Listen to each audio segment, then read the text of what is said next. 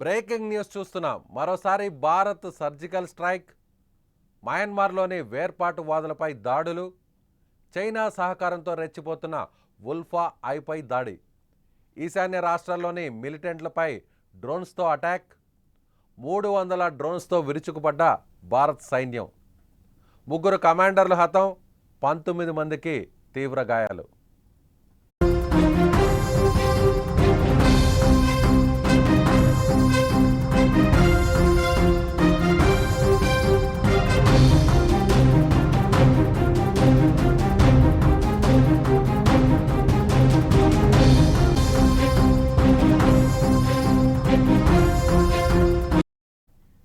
పాకిస్తాన్పై operation Sindoor తర్వాత భారత్ మరోసారి surgical స్ట్రైక్ని చేపట్టింది. అయితే ఈసారి పాకిస్తాన్ మీద కాకుండా ఈశాన్య రాష్ట్రాల్లో చైనా సహకారంతో రెచ్చిపోతున్న వేర్పాటువాదులపై ఈ సర్జికల్ స్ట్రైక్ని చేపట్టింది. మయన్మార్లోని ఉల్ఫా ఐ అంటే United Liberation Front of Asom Independent వేర్పాటు సంస్థతో పాటు మరో సంస్థ National Socialist Council of Nagaland Khaplang సంస్థ స్థావరాలపై డ్రోన్లతో విరుచుకుపడింది. ఒకేసారి 300 డ్రోన్లతో ఏకకాలంలో ఈ దాడులు చేసింది. ఈ దాడుల్లో ఉల్ఫా ఐ సంస్థకు సంబంధించిన 3 కమాండర్లు చనిపోయినట్లు ఆ సంస్థ స్వయంగా ప్రకటించుకుంది. మరో 19 మంది తీవ్రంగా గాయపడినట్లు చెబుతోంది.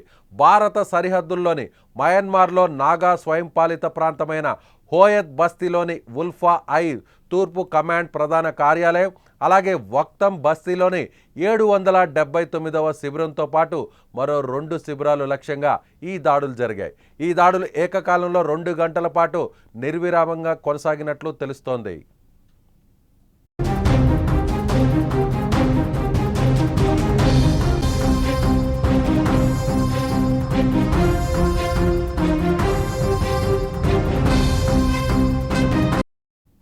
ఈశాన్య రాష్ట్రాల్లో భారత్ని ఇబ్బంది పెడుతున్న వేర్పాటువాదులపై జరిపిన ఈ దాడులకు 300కు పైగా డ్రోన్లను వినియోగించినట్లు సమాచారం.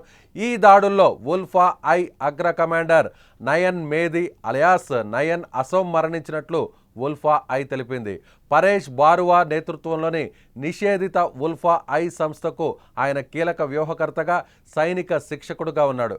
అలాగే ఈ డ్రోన్ దాడుల్లో NSCN-KKకు సంబంధించిన శిబిరాలు కూడా పూర్తిగా దెబ్బతిన్నట్లుగా తెలుస్తుంది.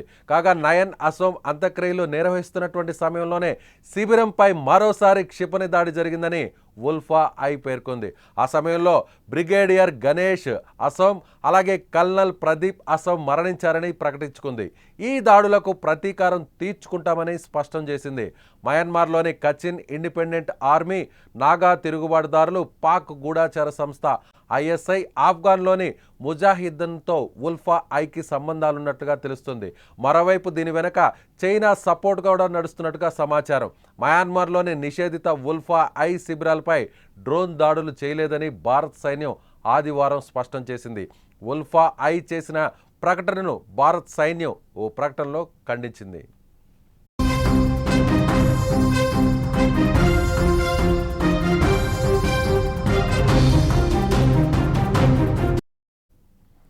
ఈ వేర్పాటువాద సంస్థలకు ప్రత్యక్షంగాను పరోక్షంగాను చైనా మద్దతు ఉంది.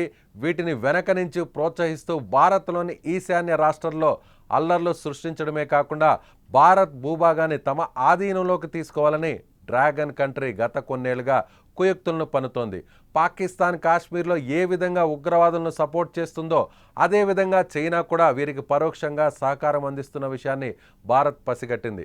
ఇప్పటికే ఆపరేషన్ సింధూర్ ద్వారా పాకిస్తాన్కు బుద్ధి చెప్పిన ఇండియా ఇప్పుడు ఈ డ్రోన్ అటాక్ ద్వారా డ్రాగన్ దేశానికి తమ జోలికి వస్తే ఎవరిని వదిలిపెట్టమన్న మెసేజ్ని పంపిందని జాతీయవాదులు చెబుతున్నారు. భారత్ దాడుల విషయాన్ని బహిరంగంగా ప్రకటించకపోయినా తమ దేశాన్ని ఇబ్బంది పెట్టేవారు ఉగ్రవాదులైనా సరే, వేర్పాటువాదులైనా సరే, ఏ మూల దాక్కున్నా అటాక్ చేస్తామన్న సందేశాన్ని శత్రు దేశాలకు పంపినట్లుగా చెప్పుకోవచ్చు ఈ దాడిని.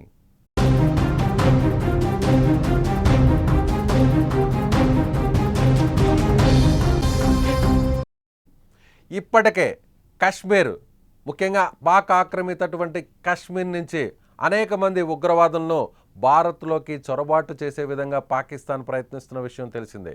ఇటీవల జరిగినటువంటి పహల్గామ్ అటాక్లో దాదాపుగా 26 మంది చనిపోయిన విషయం తెలిసిందే. ఆ తర్వాత భారత్ చేపట్టినటువంటి ఆపరేషన్ సింధూర్తో పాకిస్తాన్ విలవిల్లాడింది. పాకిస్తాన్కి సంబంధించినటువంటి సైనిక స్థావరాలపైన, పాకిస్తాన్లో ఉన్నటువంటి ఉగ్ర స్థావరాల మీద భారత్ ఒక్కసారిగా విరుచుకుపడింది. అందుకు ప్రతిగా పాకిస్తాన్ భారత భూభాగం పైన భారత పౌరుల్ని టార్గెట్ చేస్తూ అనేక డ్రోన్లు పంపింది. అయితే వీటిని మన S-400 అలాగే డ్రోన్లకు సంబంధించినటువంటి వ్యవస్థ, నిర్వీర్య వ్యవస్థ వాటిని చాలా చాకచక్యంగా ధైర్యంగా అడ్డుకుంది. ఆ తర్వాత భారత్ నేరుగా పాకిస్తాన్లో ఉన్నటువంటి అనేక మిలిటరీ స్థావరాలను స్మాష్ చేసింది. అయితే ఇప్పుడు వెంటనే అమెరికా మధ్యవర్తిత్వం తీసుకొని సీజ్ ఫైర్ను ప్రకటించే విధంగా భారత్కు సూచన చేసింది. ఆ తర్వాత జరిగినటువంటి పరిణామాలన్నీ కూడా మీకు తెలిసిందే. ఆపరేషన్ సింధూర్ ముగియలేదు. ఏ సందర్భంలో అయినా సరే ఉగ్రవాదులు తమ దేశాన్ని ఇబ్బంది పెట్టాలని చూస్తే, తమ పౌరుల్ని లక్ష్యంగా చేసుకుంటే ఖచ్చితంగా మళ్ళీ ఆపరేషన్ సింధూర్ కొనసాగుతుందని భారత ప్రధాని చెప్పిన విషయం తెలిసిందే. అయితే ఇప్పుడు తాజాగా పాకిస్తాన్కు వెనక నుంచి సపోర్ట్ చేస్తూ పాకిస్తాన్కు ఆయుధాలను అలాగే పాకిస్తాన్కు ఆయుధ సంపత్తిని అందిస్తున్నటువంటి చైనా, ఇప్పుడు చైనా ముఖ్యంగా ఈశాన్య రాష్ట్రాల్లో చైనా భారత్ని ఇబ్బంది పెట్టే ప్రయత్నం చేస్తున్న విషయం తెలిసిందే. అనేక సందర్భాల్లో భారత సైనికులు చైనా దేశానికి సంబంధించినటువంటి సైనికులు బాహాబాహికి దిగినటువంటి సంగతి తెలిసిందే. అందులో కొంతమంది చనిపోయిన విషయం కూడా తెలిసిందే.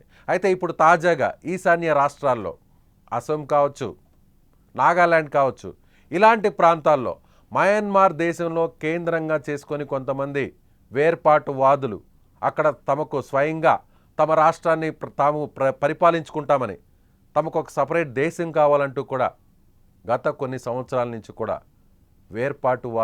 వాదాన్ని వినిపిస్తున్న సంగతి తెలిసిందే. వీరందరికీ కూడా వెనక నుంచి చైనా సపోర్ట్ చేయడం, వీరందరికీ వెనక నుంచి చైనా ఆయుధాలను అందించడం, వీరందరికీ వెనక నుంచి ఆర్థికంగా సపోర్ట్ అందించడం, ఇలా భారత్ను ఇబ్బంది పెట్టేటువంటి ప్రయత్నం పదే పదే చేస్తున్న సంగతి తెలిసిందే. అయితే వాళ్ళందరూ కూడా ఒకే ఒక్క సమాధానం చెప్పింది భారత్. అది పాకిస్తాన్ అయినా, చైనా అయినా, ఎవరైనా సరే, ఉగ్రవాదులైనా సరే, వేర్పాటువాదులైనా సరే, ఎవరైనా సరే తమ దేశం జోలికి వస్తే, తమ దేశంలోని ఏ భూభాగాన్నైనా టార్గెట్ చేస్తే వాళ్ళెవ్వరినీ కూడా వదిలిపెట్టాం. వాళ్ళు పాకిస్తాన్లో ఉన్న, పాకిస్తాన్ ఆక్రమిత కాశ్మీర్లో ఉన్న, ఇప్పుడు మయన్మార్ లాంటి పొరుగు దేశంలో ఉన్న, పొరుగు ప్రాంతంలో ఉన్న, ఎక్కడ నక్కి ఉన్న, దాగి ఉన్న వాళ్ళని వదిలిపెట్టేది లేదు. వాళ్ళ వెనుకున్నటువంటి వారు, వాళ్ళని లీడ్ చేస్తున్నటువంటి వాళ్ళు టాప్ కమాండర్స్తో సహా లేపేసింది భారత్. 3 టాప్ కమాండర్లు ఈ దాడుల్లో చనిపోయారు. అయితే భారత్ ఈ విషయాన్ని అధికారికంగా ఎక్కడ కూడా ప్రకటించలేదు. అయితే ఉల్ఫా ఐ మాత్రం స్వయంగా ఈ దాడుల గురించి చెప్పింది. ప్రపంచానికి ఈ దాడుల గురించి తెలియకపోయినా కూడా నేరుగా స్వయంగా ప్రకటించుకుంది ఉల్ఫా ఐ. భారత సైన్యం తమ మీద దాడి చేసింది. భారత సైన్యం ఒక్కసారిగా 300 డ్రోన్లను తమ మీదకు పంపింది. తమ టాప్ కమాండర్ చనిపోయినటువంటి క్రమంలో, అతనికి అంత్యక్రియలు జరుపుతున్నటువంటి సందర్భంలో కూడా మళ్ళీ మరొకసారి దాడి చేసింది. ఆ దాడిలో మరో 2 టాప్ కమాండర్లు కూడా చనిపోయారు అంటూ స్వయంగా ప్రకటించుకుంది ఉల్ఫా ఐ. ఉల్ఫా ఐ నాగాలాండ్లో అక్కడున్నటువంటి స్థానికులను ఇబ్బంది పెట్టే ప్రయత్నం చేస్తుంది. అక్కడున్నటువంటి ఆర్థిక అసమానతలను, కొంతమంది పేదవారిని తమ వైపు ప్రలోభాలు పెట్టి తమ సంస్థలోకి జాయిన్ చేసుకొని భారతదేశాన్ని, భారత సైన్యాన్ని ఇబ్బంది పెట్టాలనేటువంటి ప్రయత్నాలు చేస్తున్న విషయం తెలిసింది. వీళ్ల వెనక అటు పాకిస్తాన్ పరోక్ష సహకారం, మరోవైపు చైనా. సో ఇప్పుడు చైనాకు కూడా చెప్పకనే చెప్పింది భారత్, తమ జోలికి వస్తే ఎవరిని కూడా వదిలిపెట్టమంటూ ఒక స్ట్రాంగ్ మెసేజ్ని పంపింది ఈ దాడుల ద్వారా. అది కాశ్మీర్లో అయినా సరే, పాకిస్తాన్లో అయినా సరే, ఇప్పుడు మయన్మార్లో అయినా సరే, ఎవరైనా సరే తమ జోలికి వస్తే, తమల్ని ఇబ్బంది పెట్టాలని చూస్తే వాళ్ళని వదిలిపెట్టం, వదలబోం. ఎక్కడ దాక్కున్నా, ఏ మూల, ఏ గదిలో దాక్కున్నా, అది ఏ శిబిరమైనా సరే, ఏ క్యాంప్ అయినా సరే, వాళ్ళని వదిలిపెట్టేది లేదు అనేది మరొకసారి సర్జికల్ స్ట్రైక్స్ ద్వారా, డ్రోన్స్ అటాక్ ద్వారా భారతదేశం మన శత్రు దేశాలకి ఒక ఖచ్చితమైనటువంటి సమాచారాన్ని పంపింది. మీరేమనుకుంటున్నారు? ఆపరేషన్ సింధూర్ తర్వాత డ్రాగన్ కంట్రీకి ఇచ్చినటువంటి హెచ్చరికను, ముఖ్యంగా మయన్మార్లో ఉన్నటువంటి వేర్పాటు వాదులను, అక్కడ ఉన్నటువంటి మిలిటెంట్స్ను డ్రోన్స్ అటాక్ ద్వారా ఏకకాలంలో 300 డ్రోన్స్ ద్వారా అటాక్ చేసి, అది ఏ దేశమైనా భారత్ జోలికి వస్తే వదిలిపెట్టేది లేదు, వాళ్ళ వెనకున్న వారికి ఒక సరైనటువంటి మెసేజ్ను భారత్ పంపిందనుకుంటున్నారా? మీ అభిప్రాయాన్ని కామెంట్ రూపంలో తెలియచేయండి.